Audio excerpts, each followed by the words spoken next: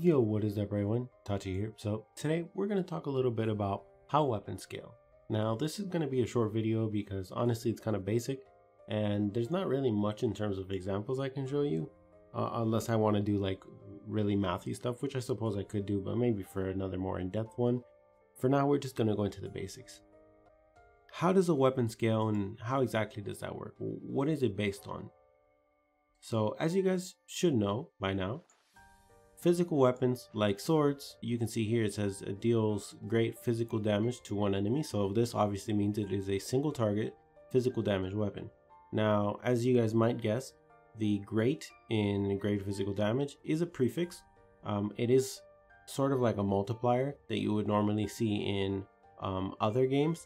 I'm not 100% sure what the multiplier is. I'm not sure if even JP players know this. I can go around and ask, but this is not really that important. Just know that if a weapon has a better prefix, for example, colossal, if a weapon deals colossal physical damage, it's pretty much automatically just gonna deal more damage at the same stats as this weapon.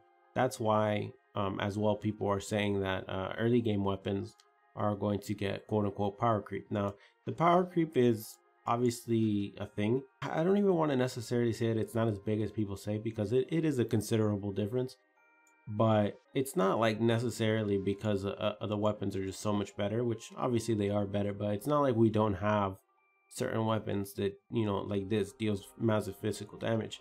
It's just a matter of having better skills, right? So they'll have more lengthy skills, should I say. Like there's more shit added to it on top of just dealing massive and colossal damage.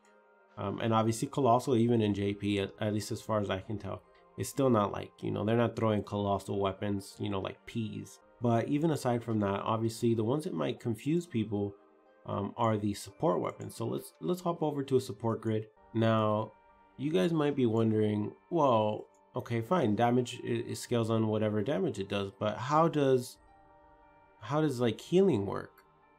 Now healing is actually easier, and I did explain this before, and this is the reason why free-to-play players are primarily told that cleric is probably the easiest class for them to play in terms of like free-to-play friendliness.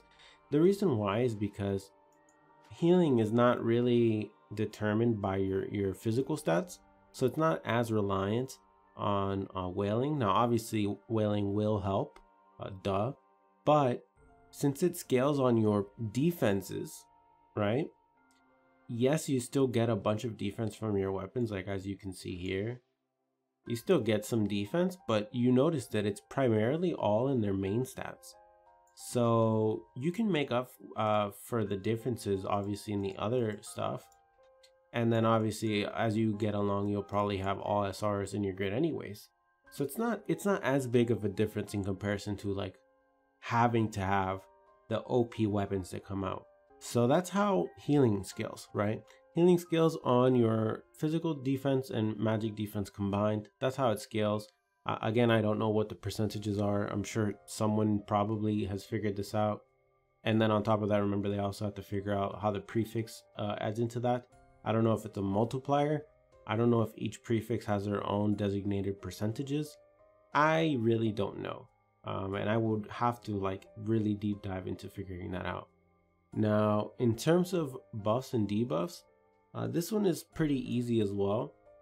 The buff and debuff scales solely based on the stat that it's buffing. So, or debuffing in this case. So for example, you see this one says slightly increases physical defense and magic defense. So that means that it will scale off of your, not the person you're buffing yourself.